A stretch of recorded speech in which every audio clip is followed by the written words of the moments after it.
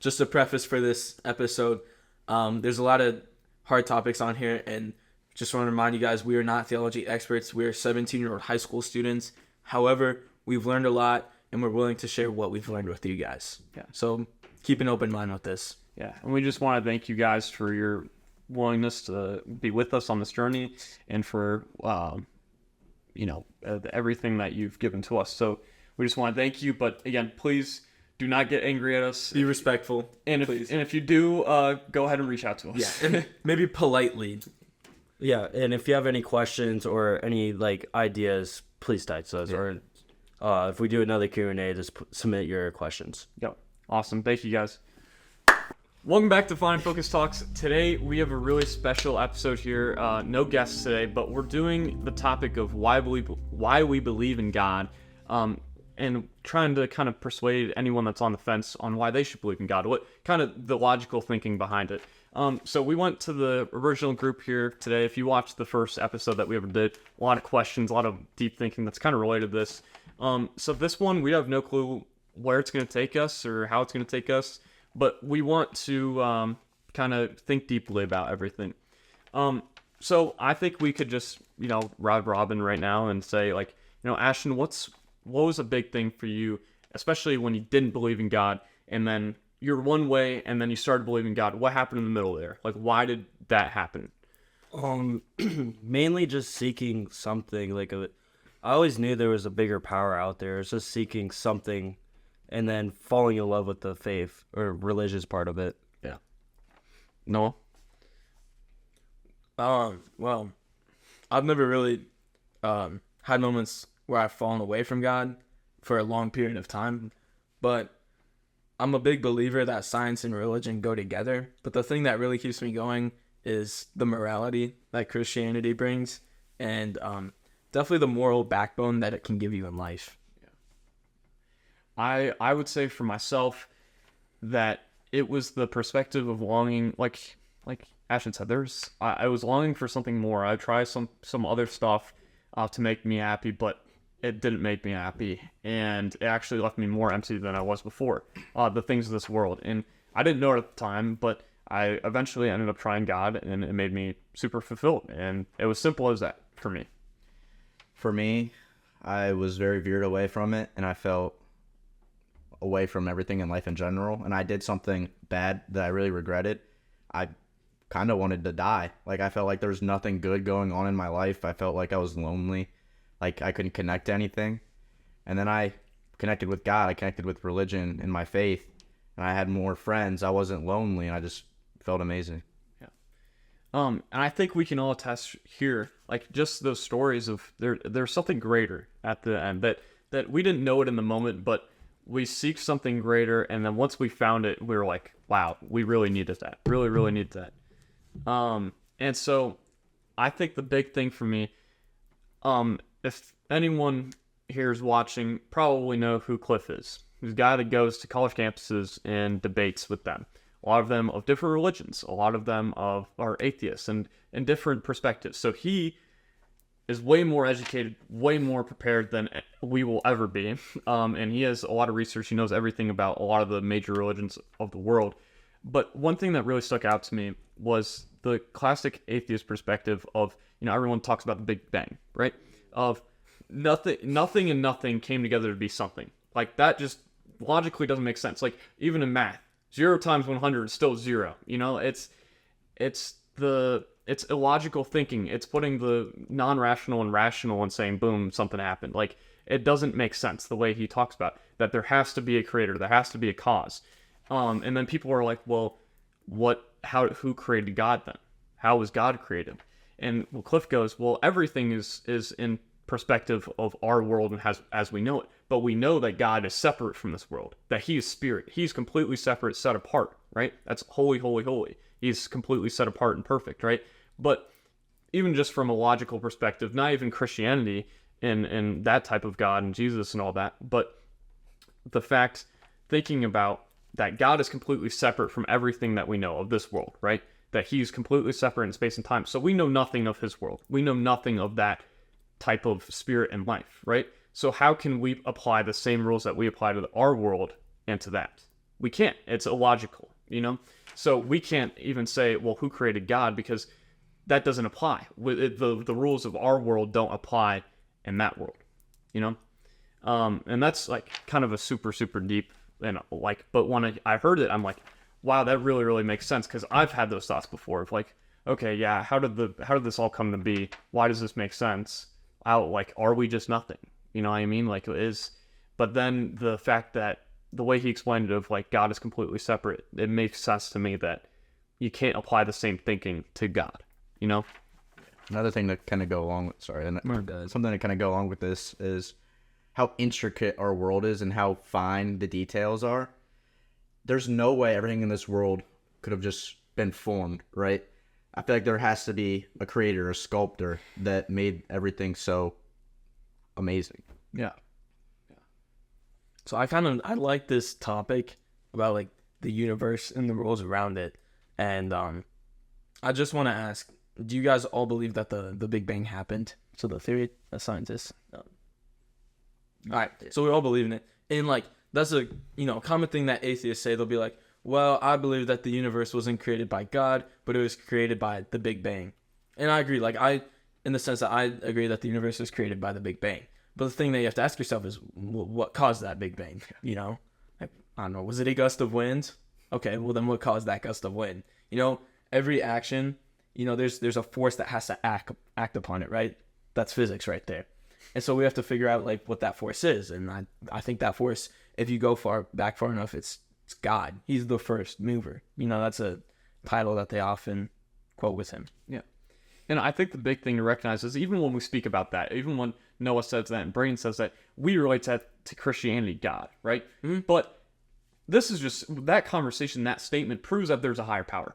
Look at the smartest people in the world. Like eventually they look onto the afterlife. They look at, oh, is there something more? And they're like, there has to be God. Even the smartest people. And so we'll get into it a little bit later on and why we believe specifically Jesus and God, like the Trinity and in the Bible, why we believe that's the one true way, and that's the true God. But it's taking this perspective first. If you're gonna start believing in God, you have to recognize there is one first, and then you can look into all the different ones, and then from there take the evidence, because you can never prove that anything is true. I can't prove this is a simulation. I can't prove that Braden is a real person. I only know my own real life. But who knows that I'm even real, right? It's all the evidence, but wait, hear me out. It's all the evidence that points towards that this is reality. How do we know this isn't a dream? You know what I mean? You can take these thoughts, you can think about it that way, but it's all like Cliff says, it's all the evidence that points towards this is real life, this is how our world works, this is how things operate, right? But we don't know 100% truly if that is 100% true, you know? So then why do you believe in it? Why do I believe it? Yeah, if you don't know if it's 100% true, why do you believe in it? Because, again, the evidence points towards it, right? If you think about it by the rules that my life has been given, the reality that I've been given, right? All the evidence points towards there is a higher power. Like Braden said, you look outside. I don't believe that nothing and nothing came together and bang, there's some big rocks, some small rocks, there's big trees, small trees, all these different things. I don't believe that is just like bang, that just happened out of nowhere. It doesn't make sense by the evidence of the world that we live in. Now, can I prove that it's the other way? No, you can never prove anything. I can't. Noah, can you prove to me that George Washington was 100% a real person? I mean, I could probably go back and trace his lineage. Oh, but how do you know the lineage is true? Well, I mean, you didn't see him with your own two eyes. No, but you could carbon date it. The evidence leads towards it, right? That's what I'm trying to say is look at the world's evidence and what it leads towards, is because you can't be sure of anything. If you're taking this logical, and this might be way too much to think about, but if you're truly in a pursuit of God and you're truly in a pursuit of higher power, well, you better start thinking, because this is a very complex topic and it requires research. And that's the big thing I think we can all agree on, is if you truly want to understand this, if you truly want this and truly want something more meaningful, then research it, look into it, read, do something about it, think about it. We had to ask ourselves these questions, We had to be not content with what our world was. Can I ask you a question? Yes. Can anything be proven? No, that's what I'm saying. Okay. But because to be proven means that it can be no other way, right? That's the definition of proving something is true. Facts, right? All right, I want to ask all three of you guys a question. For a person that believes that there's a higher power but doesn't see God or like feel that he's like there's a presence of God, like what would you say about that? They don't feel his presence. Yeah. Okay. I think what I would say for that is that if, let's use an analogy here. If Nick is outside of my house and he's standing right behind my door, but I have my door closed and I'm behind the other door, and I'm like, well, Nick's not there, I can't see him. Sometimes you have to open that door to see Nick. So with feeling God in your life, you have to open up to him. You know, you actually have to take a moment and listen. You have to wait for God. You know, like he's there. You just got to open your eyes. You got to open your mind. You got to open your heart to him. And that's a difficult thing to do. Another thing with that is you have to be patient too. You can't just expect results right away. Exactly. Like when you're in the gym, you do one exercise, you're not going to get bigger, right? It's that process of doing things over and over and over again until you succeed. It's the same thing. You will feel his presence. As long as you keep applying yourself to your faith to God and you know him, you'll feel that presence. Yeah. And I think, Ashton, I think my biggest thing would be if I took you to the top of the Grand Canyon and we're looking out over all that, what would your first, like, even if you're an atheist, are you just going to sit there and be like, wow, this randomly happened so beautifully? You know, you're going to think a little bit and be like, maybe there's something more here. But again, I still understand. Don't fully feel it yet. But I think everyone can recognize, especially in looking at the spite of the universe and all these different things, that, okay, this is really intricate. Like Brain said, this is really kind of crazy how all this happened, right? But then it's taking a step further. Is like once you recognize it, is pursuing it. You know, my favorite topic. This is why I love this topic. Is if you research and spend the time. Like again, I talked about this before with you guys, for the podcast. There's a guy that founded Harvard Law. He put on a historical trial. So the same way you prove anything that happened in history that, again, we weren't there for, but by the documents and whatever and all the evidence that you can say by our standards, we believe this to be true by the evidence, right? He put Christianity, he put Jesus Christ in the resurrection on the same trial. And so what he did is he went through all the different documents that from the older times. He went through all this different stuff, the Gospels. He went through the deaths of the apostles and the disciples and all of the transformation of Christianity and related it to how we believe that something is true. And by that trial, he went into it trying to disprove Christianity. And on the trial, he converted to be a Christian because he said the resurrection did happen. But the same way that we believe anything else in history, we have to believe that this happened because there were written accounts of it. There were not even just the Gospels. There were written accounts of it outside of the Gospels. Jesus showed himself to over 200 people when he resurrected from the dead. And what? And the other thing is, you know, think about it this way. Jesus came to the disciples, right? What did they do after that? They all went on to fully believe in this to the point of death, where they were like, you either stop talking about Jesus and stop trying to spread Christianity, or we will kill you. Like you got to pick one. Like, and what do? They went to death. You think they just went to death for a lie?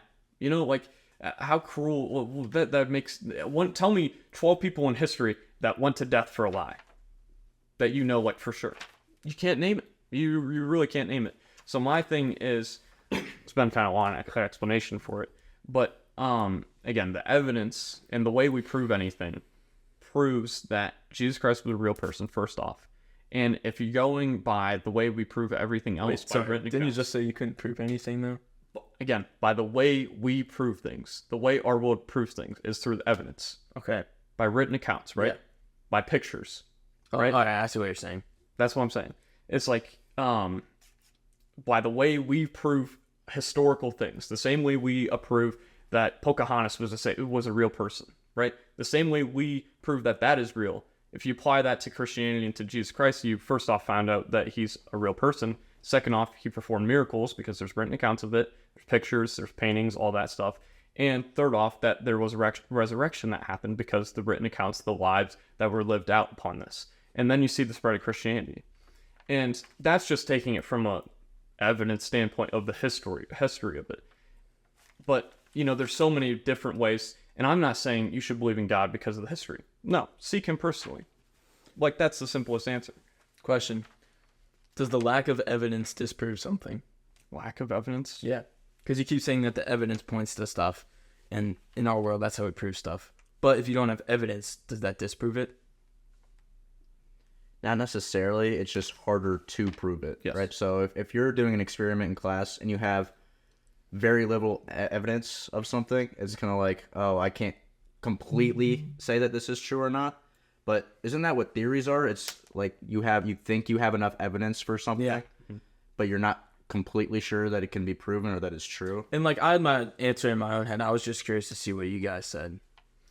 And this is why I also think there's a lot more people who are way smarter than me and way educated than me. Read about those people. Read about the founder of Harvard Law and his trial in Christianity. Read about it. I read about it. It is insane what he did.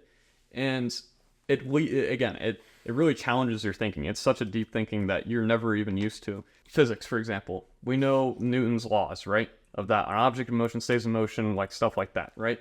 But if you break the laws of physics, then everything that we know has kind of changed, right? The same way with the universe. If you break something that you think is commonly known, that everyone agrees upon, and if it doesn't work that same way, if you find a I don't want to say loophole, but if an error in it, then it's not 100% certain anymore because it doesn't work the same way all the time.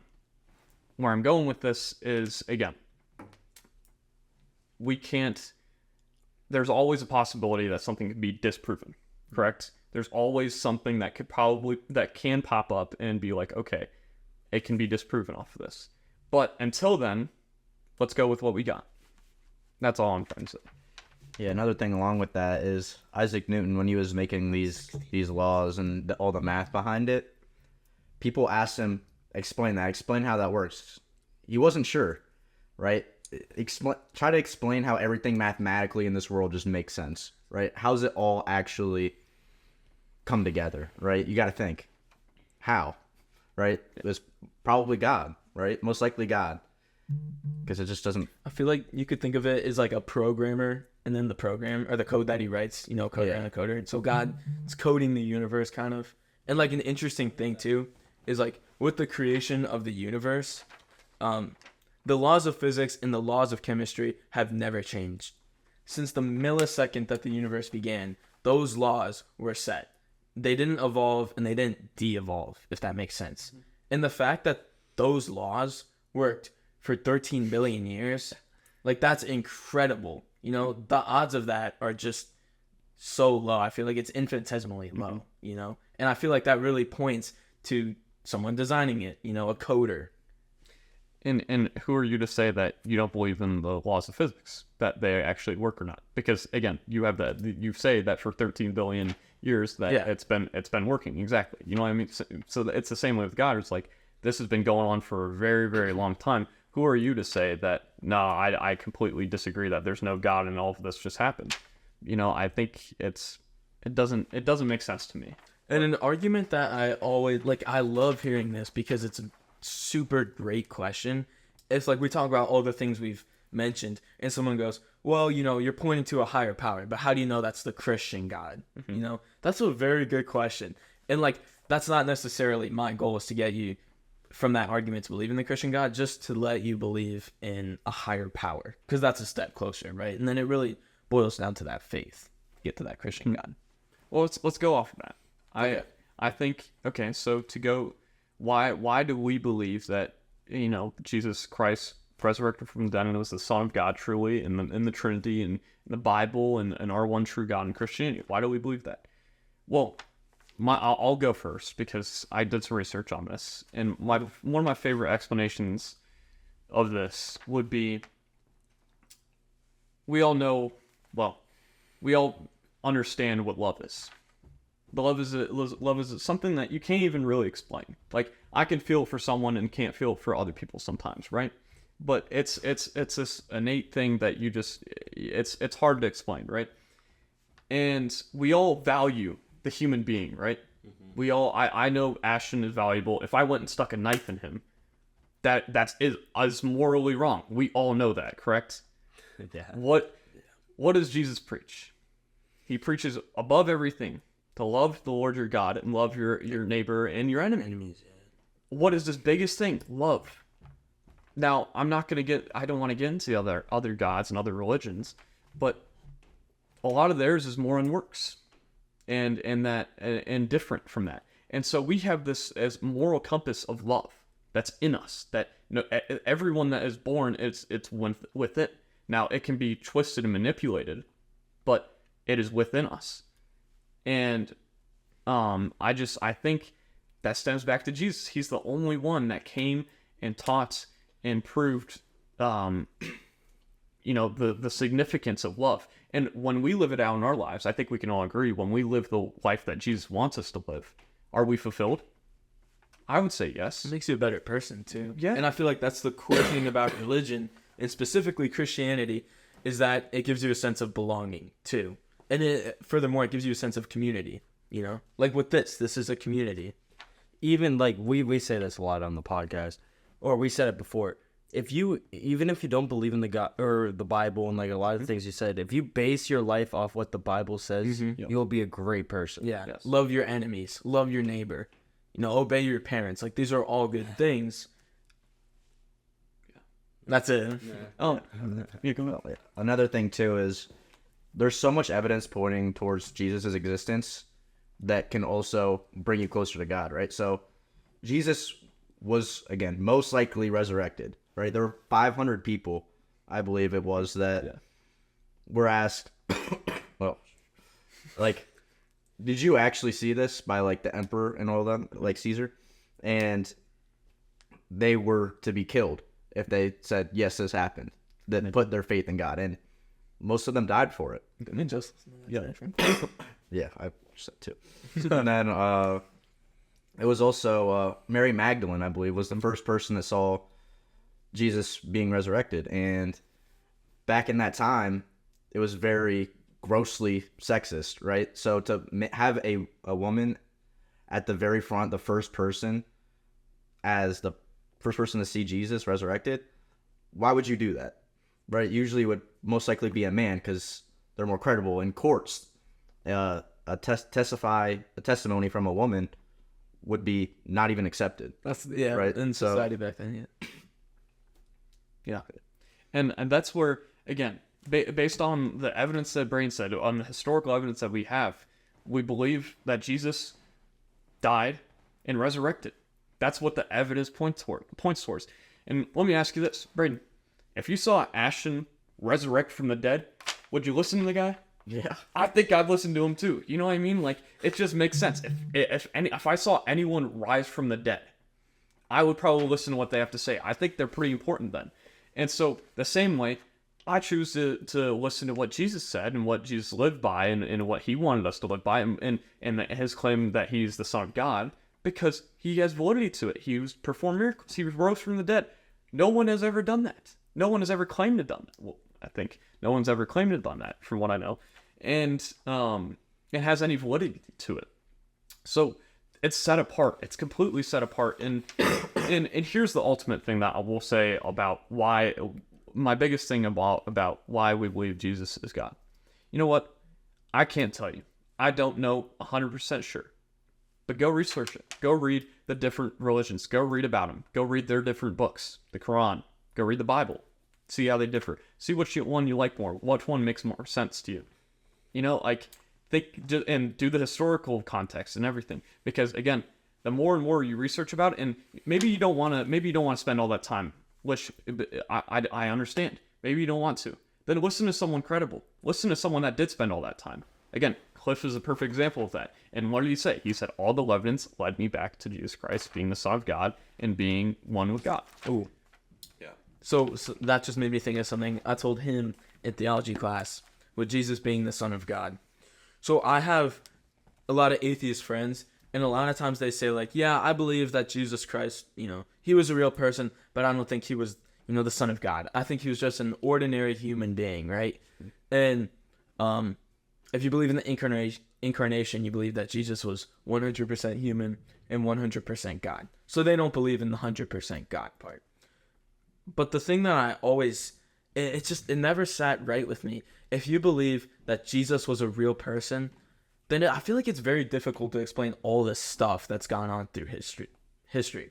Because like if you believe he was a real person, then to me that presents three explanations for Christianity. Three main explanations. The first one was that he was lying about everything. He wasn't the Son of God. He didn't have any superhuman abilities. He was just, some random guy, and he got together with 12 of his buddies, and they made up this lie. And the crazy thing is if that was true, that lie would be continuing for thousands of years later. And back to your point, you talked about how the 12 apostles, a lot like all but John, were killed because of their faith. And John was exiled.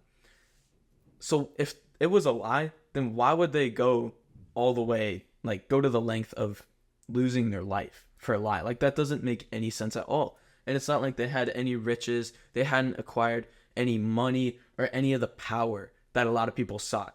They sought Jesus Christ, and they died because of that. And to me, it doesn't make sense to say that's a lie. And the second explanation would be that Jesus was just like mentally messed up. He had no idea what he was talking about. And to me, I feel like that's just completely improbable, because again, would that really have existed thousands of years later? Something that is practiced by millions every single day? I'm not so sure about that.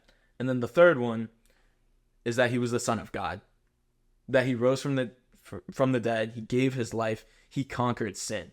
And to me, as crazy as it sounds, I believe that's the most probable explanation. I would agree. And it's crazy that like people believe Jesus was a real person, and then they don't ask the question, well, why is Christianity still going? Why was it as impactful as it was? I just look in the statistics of it. Like, just research again. If you're lazy, if you really don't, if you're like kind of on the fence with this, and you're not going to pursue this and actually try and research and look into things, then you know what? We can't help you. It's all up to you. It's all on your own. Don't be a lukewarm Christian, or lukewarm atheist even. Lukewarm atheist. Because I firmly believe if you're an atheist and you truly set everything on your mind to look into all the different religions, look into all the math and everything that leads that every religion considers about why there is a higher power, eventually you're going to pick a religion. Eventually, and I think that again the evidence would lead you to Christianity. But the other thing I just want to say, if you just think about it logically, so we all agreed that we all have innate morals, that killing Ashton is a bad thing. Keep me sorry, but like, and that I should not steal from Ashton, and that all these different things, right? Well, what made that happen? What if we're all just matter and energy? If like an atheist believes, if we're all just matter and energy, and we're biochemical reactions, and that's the only thing, then how do we have a conscience? How do I know that Ashton's life is valuable? If he was just matter and energy, then he does not matter. Me sticking a knife in him, that should not matter, But it does. Think about the U.S. Constitution a little bit too. Mm-hmm. What do we base a lot of our laws off of? The Bible. Yeah, and the matter of life, Exactly. And it's just, again, if it was all matter and energy, there's 7-something billion people in the world. Why does it matter if one goes? But we would all agree if that one goes, that's wrong. We all agree that war is wrong, that 9/11 is wrong, right? That the value of the human life is worth something. Well, if it's just matter and energy, then what is you are nothing, you somehow become something, and then you go back to nothing. I feel like let's also assume for a second that God's not real. Then what's the difference between right and wrong? Yeah. There's really no moral compass. That's one of the coolest things that religion, and specifically Christianity, does, is it gives you a moral compass. It will point you in the morally right direction as opposed to the morally wrong direction. Another thing is too, scientists have still not proven anything about your conscience, right? Like, where does your conscience come from, and how does it work? Yeah. We don't know, right? It's got to be God. Yeah. Like your simple, even like I think I've talked about this on a recent podcast. Like simple thing is a laugh. Like how does everyone have a different laugh? How do those things work? It can be an infectious thing. Why does it matter to you if someone likes you or not? Like just love, like okay, if everything's biochemical reactions, what does it mean? What does it mean? It has no meaning. And the crazy thing too is like with different laughs, if you take all the 7 billion people in the world, no one will exactly think the same. We all think differently. What's going through Ashton's head right now is different from Braden's, and it's different from Nick's, which is different from mine, which is different from anyone else we know. And like that's the really cool thing about it too, is understanding unique perspectives. I recently had like a theology discussion with someone that I know, and it was really interesting to hear the way that her mind worked versus my mind, because the way that I think is a lot different than hers. For instance, like when I think, I don't really have images. Everything is kind of words on a paper, and it's kind of like math oriented, but it's like 2-dimensional. And the way that she thought was more 3-dimensional. It was like kind of like with physics and stuff like that. And she said it helps her with that. And it's so cool to me that we all have this unique perspective. And I feel like it's even cooler to think that God designed that, because we all say that, we were made in the image and likeness of God. And I think it's really neat to think that that unique perspective stems from God, and we all share a little bit of that. Yeah, I agree. Another point that I have is another study I saw, again, from Harvard. And I want to point out, again, on this study, this person set out on the study on a Christian lifestyle, someone that's involved with the church and involved in their faith life as a Christian, versus someone that is involved in a secular life, that is more focused on themselves and doesn't really even believe in a God, and seeing the differences between the two lifestyles. And this person of Harvard was trying to prove that the secular lifestyle leads to more happiness. Well, they came out with 70% of Christians that are active in their faith compared to the secular lifestyle. 70% of them are way more happy, have reduced rates in anxiety, depression, and mental illnesses, and have more of a purpose in life, a feeling of purpose and not being lost, and donate to the poor more, which is crazy because I know quite a lot of atheists that speak a lot about, well, you Christians, you preach about you're supposed to feed the poor, supposed to do this, that, but you don't, and they get really angry, and they're the ones that are out there like, hey, go feed the poor, this wrong. They're putting out all the different wrongs. Well, if you look into the statistics on that, Christians are the biggest contributor to those problems in the world compared to the secular people are not. And so I found those statistics really interesting because I'm like, wow, though the Christians are helping the world. You know what I mean? It's the lifestyle, how it just makes sense. Okay, if you live a Christian lifestyle, you're somehow more happy. You have less anxiety, you have less depression. You don't care about money as much. You have a bigger purpose in life. You hear those statistics, what do you think of it? You can make your own conclusion from there. My eyes, that proves that the validity of Christianity and that it's worth it, Just an important thing to know too is that with the topics of like Christianity and atheism, it's not Christianity versus atheism, it's Christianity and atheism. Because as Christians, Jesus calls us to love everyone. Yes. And the last thing we want to do is divide God's people, because we're all God's people. So it's like, especially like people watching right now, if you guys ever have a discussion with someone who has differing beliefs, don't make it divisive. Try to come to some conclusion together. Respect point of views, even if it doesn't make sense in your eyes. And going off that, I think a lot of times Christians now, especially in our day, the way we talk and the way we speak, and even in this conversation, it's like it comes off as if we're better. No, I'm a wretched sinner. I'm a terrible sinner. I deliberately sin all the time, and it's terrible. I feel terrible for it, right? But I want you guys to realize the stuff that we realize. I want you to find something possibly greater. I just want you to even look into it. You know what? If you come to a completely different conclusion, then let's have a conversation. I'd love to talk about it. You know what I mean? Because this is a big topic. But we are wretched sinners. We are no better, right? But this is off of what we know in our life, the research that we've done, the time that we've spent, the lives that we've lived in. Again, the evidence, all leads to us wanting to be devout Christians. And I think it's cool to have a bigger purpose in wanting to be better. And not been and calling and being called to be better. I think we can all agree on different evil things that are sometimes accepted in the world. But and then I also another story that I heard about it was this massive atheist author, which I'm honestly surprised he published this. He talked about how everyone worships something different. Some people worship their beauty, some people worship their money, some people worship different material items. Everyone worships and chases after something, right? And he said anytime you chase after something of this world, whether it be beauty, it'll leave you empty at some point. He's like, you grow old and you're no longer beautiful anymore, or it's a different form, I guess. But you're always gonna want to reach a higher standard. Same thing with money. You're gonna always want more, right?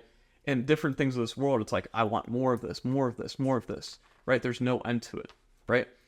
But he said, and he acknowledges, he goes, maybe this is why people believe in God, because it's not of this world. There's not, it's not something that they can just more. And he said, but everything that you love of this world and worship of this world leads to death. And it's terrible, very, very unfortunate. But this atheist, a few years later, hung himself. And, but it's interesting to me because Jesus says in the Bible, he talks about, if you come and worship me, if you come to me, your thirst will be quenched, right? If you chase after me rather than this world, you will be fulfilled, right? And I think we can all see that in our lives, right? And we can see that in other Christian lives that truly, and I want you to look at the people, the most faithful people that you may know, again, because they are sinners too. Everyone is sinners, but the truly people that are trying to be better, they are fulfilled because in Christ. But like this atheist that was seeking something, right? He was chasing, even like he said, he was chasing after the pursuit of something greater. Like he was researching all this different stuff. And it led him into this rabbit hole, and he was massively depressed and hung himself. And it's absolutely awful. But again, like Jesus said, if you worship me, your thirst will be quenched. Like, how beautiful is that? And that it gives us something greater. It's not of this world. And I think that's a very interesting perspective to take. Yeah, all right. Does anyone have any other things? I mean, you didn't really mention this, but you did say faith a couple of times, and it made me think of this thing that I recently came to the discovery of, and I'm sure a lot of people other people have too. But it's so cool in my head, and I want to share it right now.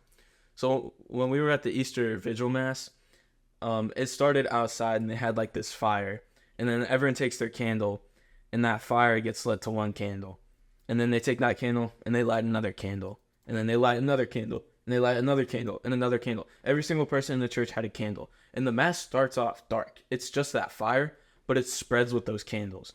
And it was so cool because it made me think of it as faith. And in this world, if we take this glass of water, for example, if I give Nick half of my water, how much of that original water do I have? I have half of it, right? I have 50% of that water. Nick has the other 50%. So I lost some water there. But like the Easter Vigil Mass, let's say Nick and I have candles now. If my candle is lit and Nick's isn't, what's going to happen if I light Nick's candle? It's going to be lit. Yeah. And now you actually have twice the amount of light as opposed to half the amount of water. So think of the candle as faith.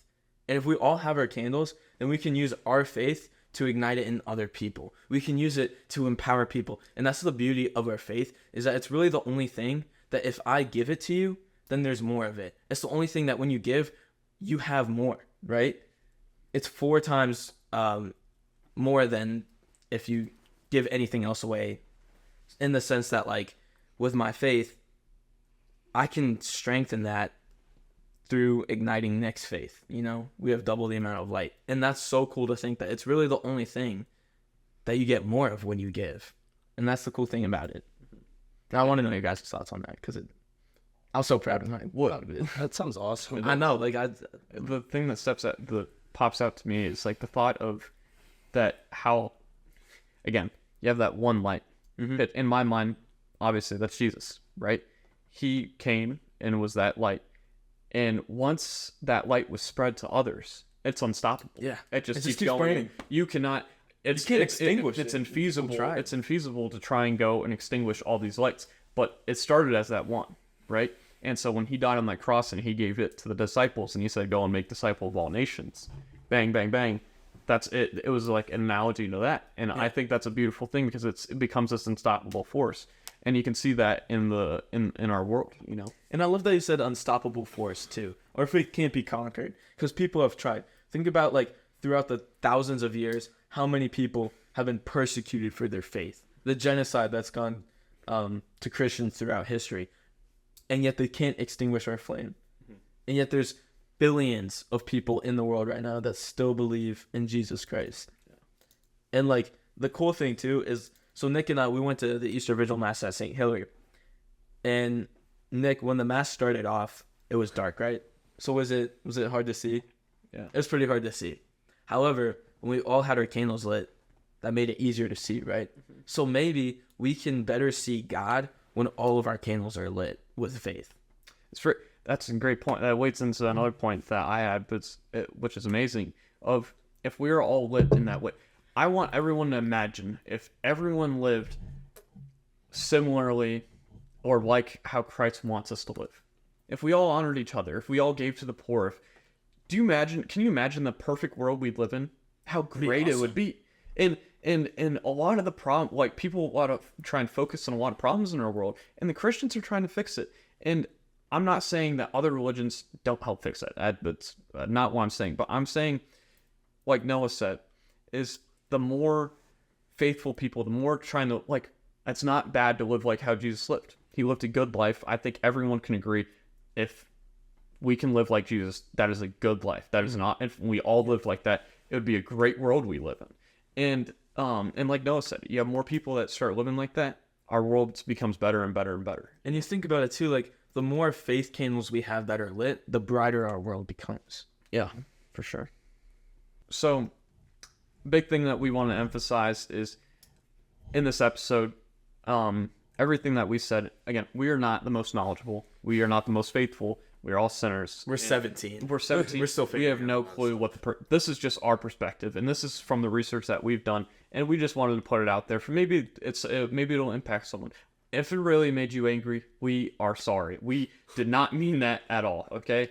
And it's the opposite, and we encourage for you to reach out to us and have a conversation with us, because that's the opposite of what we want from this. Yeah, we want to promote love. Yes. And stuff like that. Yes, exactly. So we hope this conversation benefited you in a positive way.